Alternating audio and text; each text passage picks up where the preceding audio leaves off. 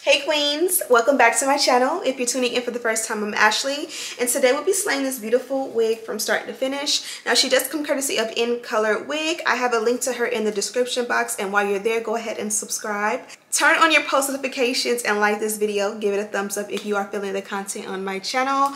I don't want to hold you guys. I'm going to go ahead and show you guys from start to finish how I install this wig. It's going to be a very step-by-step beginner-friendly tutorial. I'm going to take the wig straight out of the box, out of the packaging. You're going to see me prop it on the mannequin head and pluck, tweeze, install, cut the lace, the whole 9 yards. And I just wanted to show you really quickly what the end result will be. So now that you have seen that, you guys know we have so much fun in store in this video. Let's jump right into it. Okay queens, jumping right into the video. This here is the packaging, and it came with this little goodie bag that I'll show you at the end of the video. Here is a actual look at the wig straight out of the box. It is a Balayage Jerry curl lace wig with the dimensions 13 by 4 as far as the lace goes. And as you guys can see, that Balayage color is absolutely beautiful. I'll have the full details linked in the description box so that you can get all the deets and all the tea. But you guys know we're going to do a beginner friendly start to finish slay. So I'm going to secure the wig on my mannequin head using T-pins and jump right into it. We're going to start off with our dynamic duo. You guys know that is my wax stick paired with an electric hot comb. I like to go in there and just make the root as flat as possible. This is just going to help it feel a little bit more like it's growing out of the scalp. Now, because this is a Jerry curl curly textured wig, you want to be sure to stay as close to the root as possible and not really press out the entire length of the hair, more so just the root, so to speak. Now I'm going to go in and tweeze out the hairline. The wig did come pre-plucked, so this is just an option if you are a beginner or you're just, like how I am majority of the time, kind of lazy. Just go ahead and cut off the excess lace, install the wig, and you'll be able to add a little bit of powder or concealer to the hairline and kind of just finesse it a little bit. I wanted to go a step further and kind of give you guys a little bit more option and variety. So I am showing you an option of how I'm going to tweeze out the hairline to make it look a little bit more thinned out and natural. And this is going to just give a better vibe. I showed this a little bit or a sneak peek of this segment on my Instagram, and you guys went crazy and hit up my DMs. So I'm loving that, putting a little bit more effort into my wigs. You guys are enjoying it and giving me a positive response.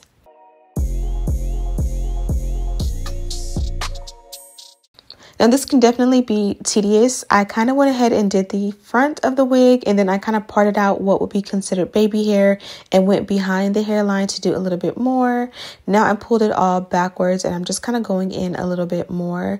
This is a step that just everyone does a little bit different. Everybody's taste and style is completely different, so to each his own. This is just kind of how I do mine.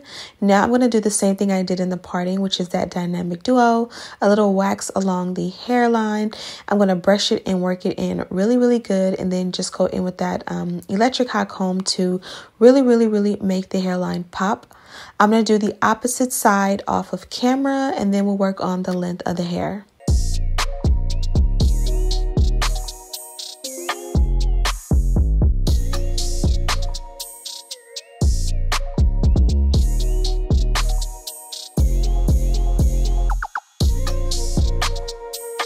Now we're going to flip the wig around on the wig tripod. I applied a generous amount of my Nairobi, and I just went in with a shower comb and just kind of detangled the hair. It really wasn't tangled to begin with, but because I didn't co-wash the hair, I really want to make the wave or the curl pattern pop. So I started off with the mousse, which worked really good to define the curl and, give it a little shine and a wet look. But I wanted something a little bit more wet, so I went in with this herbal essence product that I've had for a while. It is a little bit of a thicker coat, so I really like the way this made the hair pop even more, and it gave it that really nice healthy sheen. And then of course you guys know whenever I'm working with a wavy or curly texture, I love the Denman brush to go ahead and set those curls really nicely. And this is what we're working with. While that goes ahead and sets a little bit more, I'm going to go in with my shears and just cut off the excess lace. This is a step you can do while the wig is on your head before you bond it down. I just chose to do it, before I actually started the wig application process. And now we are ready to begin the application process. I'm going to go ahead and take the wig off the mannequin head, transfer it to my head. We're going with a glueless install. And you guys know I love when I put on a wig and I love what it looks like in the mirror. I am taking an extreme hold hairspray, applying it to about half of the wig. Working with one section just makes it easier than doing the entire wig at one time.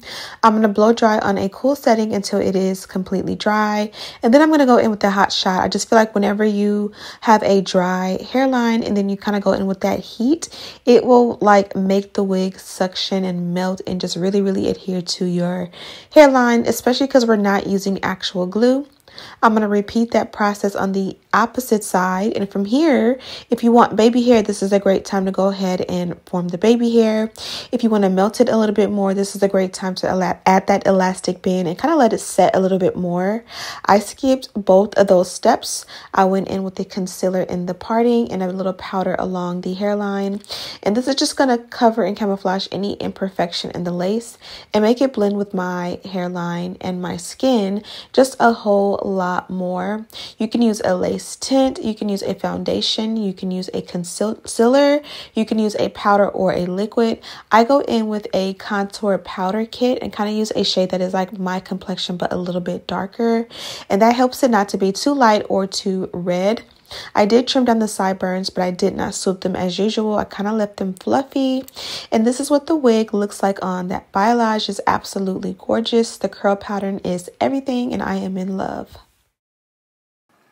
Okay guys, we are officially done styling this hair and I'm absolutely in love. I feel like I say that all the time because one thing I can do is install a wig on myself. Now I've never ever, fun fact, I've never tried to install a wig on anyone else, which I think I should try soon. I should try to get some test dummies and say, hey, let me install this wig on you, see how I come out. See if I got the juice on everybody, because I feel like I got the juice and the sauce and a recipe and the leftovers and the dinner plate and the snacks and the drinks and the apple cider and the sides. I got everything when it comes to installing my own wigs, and I think this one came out beautiful. I feel like the sides are like sisters, not identical twins. This side I like more, and I like how like feathery this part is. Of course I was gonna go in and, you know, swoop it on down, but I like the way it looks just feathery and out without any baby hair across the entire hairline. And then on this side it's the exact same thing. I feel like it just came out very similar but different, if you know what I mean. Like it's the same, there's nothing I can really change to like make it match, but it looks super good. And then the hair color sets it off. Now I love a good nice brown chocolate wig with like the beautiful like honey blonde, honey brown highlights. This one definitely complements my complexion, and as I always say, a dark root is just gonna make it safe. Sometimes you want a dark root, sometimes you don't, but it's always going to be better with a dark root, if that makes any sense, because it just, you know, it's going to look good whether you have on makeup or not. As I did mention, this one did come from Incolorwig. You can check the link in the description box if you're interested. I have done a review with this company before, so you'll definitely be able to find at least 1 or 2 more reviews with this company on my channel. In the package, they did include this like nice mesh bag with some free goodies.